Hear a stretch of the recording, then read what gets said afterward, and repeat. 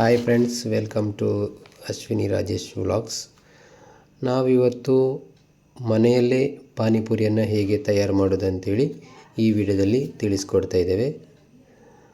ಹೊರಗಡೆ ತುಂಬ ವೀಡಿಯೋಸ್ಗಳನ್ನೆಲ್ಲ ನಾವೆಲ್ಲ ನೋಡಿದ್ದೇವೆ. ಸೊ ಹಾಗಾಗಿ ಅಷ್ಟು ಸ್ವಚ್ಛ ಇರೋದಿಲ್ಲ ಅಂಥೇಳಿ ನಾವು ಮನೆಯಲ್ಲೇ ಮಾಡಿ ತಿನ್ನೋದರಿಂದ ಆರೋಗ್ಯ ಕೂಡ ಚೆನ್ನಾಗಿರುತ್ತೆ, ಯಾವುದೇ ರೀತಿಯ ಗಲೀಜು ಕೂಡ ಇರೋದಿಲ್ಲ.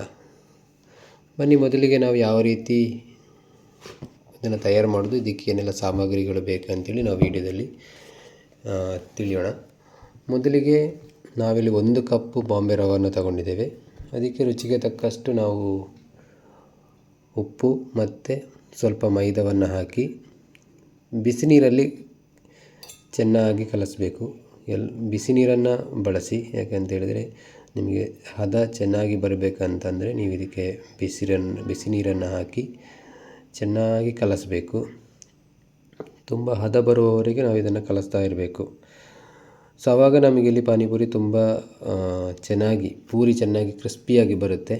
ಸೊ ಇಲ್ಲ ಅಂತಂದರೆ ನಿಮಗೆ ಅಷ್ಟು ಕ್ರಿಸ್ಪಿಯಾಗಿ ಬರೋದಿಲ್ಲ, ಮೆದು ಇರುತ್ತೆ. ಸೊ ಹಾಗಾಗಿ ನೀವು ಕಲಸುವಾಗ ಕಂಪ್ಲೀಟ್ ನೀರನ್ನು ಅದು ಅಬ್ಸರ್ವ್ ಮಾಡಬೇಕು. ಅಷ್ಟು ನೀಟಾಗಿ ನೀವು ಅದನ್ನು ಕಲಸಿ ಒಂದು ಉಂಡೆ ಥರ ಮಾಡಿಕೊಂಡು ರೆಡಿ ಮಾಡಿಟ್ಕೋಬೇಕು. ಸೊ ಇದಿಷ್ಟು ರೆಡಿ ಆದಮೇಲೆ ನೀವು ಇದನ್ನು ಒಂದು ಅರ್ಧ ಗಂಟೆ ಹೊತ್ತು ಹಾಗೆ ಬಿಡಬೇಕು. ಹಾಗೆ ಬಿಟ್ಟ ನಂತರ ಅರ್ಧ ಗಂಟೆ ಆದಮೇಲೆ ಮತ್ತೆ ನೀವು ಇದನ್ನು ತೆಗೆದು ಸಣ್ಣ ಸಣ್ಣ ಉಂಡೆಯಾಗಿ ಮಾಡಿ ಚಪಾತಿ ನಾವು ಹೇಗೆ ಲಟ್ಟಿಸ್ತೇವೆ ಅದೇ ಥರ ಇದನ್ನು ಕೂಡ ನೀವು ಚಪಾತಿ ಥರ ನೀವು ಲಟ್ಟಿಸಬೇಕು. ನಿಮ್ಮ ಹತ್ರ ಚಪಾತಿ ಮಣೆ ಇದ್ದರೆ ಅದರಲ್ಲಿ ಕೂಡ ಮಾಡ್ಬೋದು. ನಾವಿಲ್ಲಿ ಡೈರೆಕ್ಟಾಗಿ ಗ್ರಾನೈಟ್ ಮೇಲೆ ಮಾಡ್ತಾಯಿದ್ದೇವೆ. ಸೊ ನಿಮಗೆ ಅನುಕೂಲ ಇರುವ ಥರ ನೀವು ಮಾಡ್ಕೋಬಹುದು. ಈ ಥರ ಒಂದು ಸಣ್ಣ ಉಂಡೆಯನ್ನು ತಗೊಂಡು ನೀವು ಚಪಾತಿ ಆಕಾರದಲ್ಲಿ ಲಟ್ಟಿಸಬೇಕು. ಜಾಸ್ತಿ ತೆಳುವಾಗಿ ಮಾಡಬಾರ್ದು. ತುಂಬ ತೆಳುವಾದರೆ ನಿಮಗೆ ಅಲ್ಲಿ ಪೂರಿ ಉಬ್ಬುವುದಿಲ್ಲ. ಸೊ ಹಾಗಾಗಿ ನೀವು ಒಂದು ಹದವಾಗಿ ಸೈಜಿಗೆ ನೀವು ಅದನ್ನು ಲಟ್ಟಿಸಿ ಒಂದು ಪ್ಲಾಸ್ಟಿಕ್ ಮುಚ್ಚಳವನ್ನು ತಗೊಂಡು, ಪಾನಿಪುರಿ ಸೈಜಿನ ಮುಚ್ಚಳ ನೀವು ನೋಡಿರ್ಬೋದು. ಸೊ ಆ ಥರ ಒಂದು ಮುಚ್ಚಳವನ್ನು ತಗೊಂಡು ಆ ಆಕಾರದಲ್ಲಿ ನೀವು ಇದನ್ನು ಇಲ್ಲಿ ವಿಡಿಯೋದಲ್ಲಿ ನಾವು ತೋರಿಸಿದಾಗೆ ನೀವು ಕಟ್ ಮಾಡಿಕೊಂಡು ತೆಗಿಬೇಕು. ಈ ಸೈಜಲ್ಲಿ ನೀವು ಕಟ್ ಮಾಡಿದರೆ ಕರೆಕ್ಟಾಗಿ ಪಾನಿಪುರಿ ಏನಿದೆ ಅದೇ ಸೈಜಲ್ಲಿ ಬರುತ್ತೆ. ಸೊ ನೀವು ಇಲ್ಲಿ ವಿಡಿಯೋದಲ್ಲಿ ನೋಡ್ಬೋದು ನಾವು ಯಾವ ಥರ ಕಟ್ ಮಾಡ್ತಾ ಇದ್ದೀವಿ ಅಂತೇಳಿ. ಸೊ ಅದನ್ನು ನೀವು ಒಂದು ಪ್ಲೇಟಿಗೆ ಸಪ್ರೇಟಾಗಿ ಹಾಕಬೇಕು. ಎಲ್ಲ ಮೇಲೆ ಹಾಕಿದರೆ ನಿಮಗೆ ಅದು ಮತ್ತೆ ತೆಗಿಲಿಕ್ಕೆ ಕಷ್ಟ ಆಗುತ್ತೆ. ಸೊ ಹಾಗಾಗಿ ನೀವು ಮೆಲ್ಲ ಹಾಕಬೇಕು. ನಂತರ ಬಾಣಲೆಗೆ ಎಣ್ಣೆ ಹಾಕಿ ಚೆನ್ನಾಗಿ ಬಿಸಿಯಾದ ನಂತರ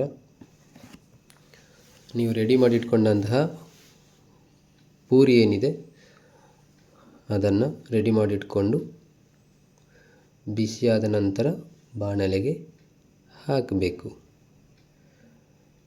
ಸೊ ಇಲ್ಲಿ ನೋಡಿ, ನಾವಿಷ್ಟು ಪೂರಿಯನ್ನು ತಯಾರು ಮಾಡಿ ಇಟ್ಕೊಂಡಿದ್ದೇವೆ. ಸೊ ಈಗ ನಾವು ಒಂದೊಂದನ್ನೇ ಬಾಣಲೆಗೆ ಹಾಕ್ತಾಯಿದ್ದೀವಿ. ನಮ್ಮದು ಸಣ್ಣ ಪಾತ್ರ ಆಗಿರೋದರಿಂದ 4-5 ಅಷ್ಟೇ ಹಾಕ್ತಾಯಿದ್ದೀವಿ. ಸೊ ನಾವೀಗ 5 ಪೂರಿಯನ್ನು ಹಾಕಿದ್ದೇವೆ ನೋಡಿ. ಸೊ ಅದರಲ್ಲಿ ಒಂದು ಸ್ವಲ್ಪ ಉಬ್ಬಲಿಲ್ಲ, ಯಾಕೆಂತೇಳಿದರೆ ಅಲ್ಲಿ ಸ್ಥಳ ಸ್ವಲ್ಪ ಕಮ್ಮಿ ಇದೆ, ಹಾಗಾಗಿ ಸರಿಯಾಗಿ ಬರಲಿಲ್ಲ ಒಂದು ಪೂರಿ. 4 ಹಾಕಿದರೆ ಕರೆಕ್ಟಾಗಿ ಬರ್ಬೋದು. ನೋಡಿ, 4 ಹಾಕಿ ನಾವು ಟ್ರೈ ಮಾಡ್ತಾಯಿದ್ದೇವೆ. ಈಗ ನೋಡಿ 4 ಹಾಕಿದ್ದೇವೆ, ಕರೆಕ್ಟಾಗಿ ಬಂದಿದೆ. ಎಲ್ಲ ಪೂರಿ ಕೂಡ ಸರಿಯಾಗಿ ಉಬ್ಬಿದೆ, ಒಳ್ಳೆ ಸೈಜಲ್ಲಿ ಬಂದಿದೆ. ಸೊ ಗರಿಯಾಗಿ ಕಾಣ್ತಾ ಇದೆ. ಸೊ ಈ ಥರ ನಾವು ರೆಡಿ ಮಾಡಿಟ್ಕೊಂಡು ನೋಡಿ, ನಮ್ಮ ಪೂರಿ ಈಗ ರೆಡಿ ಆಗ್ತಾ ಇದೆ. ನಾವು ಇಬ್ಬರು ತಿನ್ನುವಷ್ಟು ಪೂರಿಯನ್ನು ರೆಡಿ ಮಾಡಿ ಇಟ್ಕೊಂಡಿದ್ದೇವೆ. ಇನ್ನು ಮುಂದೆ ನೀವು ಎಷ್ಟು ಬೇಕೋ ಅಷ್ಟು ಮಾಡ್ಕೋಬೋದು. ಸೊ ಇದು 1 ಕಪ್ಪಲ್ಲಿ ನಾವು ತಯಾರು ಮಾಡಿರುವಂಥದ್ದು. 1 ಕಪ್ಪಲ್ಲಿ ಕೂಡ ಸಾಧಾರಣ 3-4 ಜನ ತಿನ್ನುವಷ್ಟು ಪೂರಿ ನಿಮಗೆ ಸಿಗ್ತದೆ.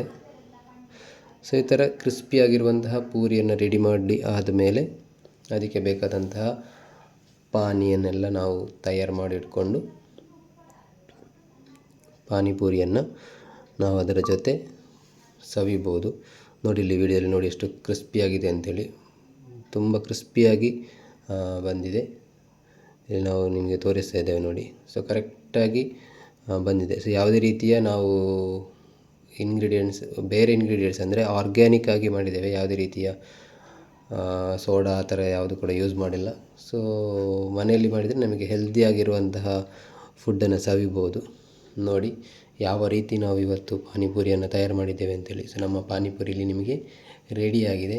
ಸೊ ನಾವೀಗ ಸವಿಯಲು ಸಿದ್ಧವಾಗಿದ್ದೇವೆ.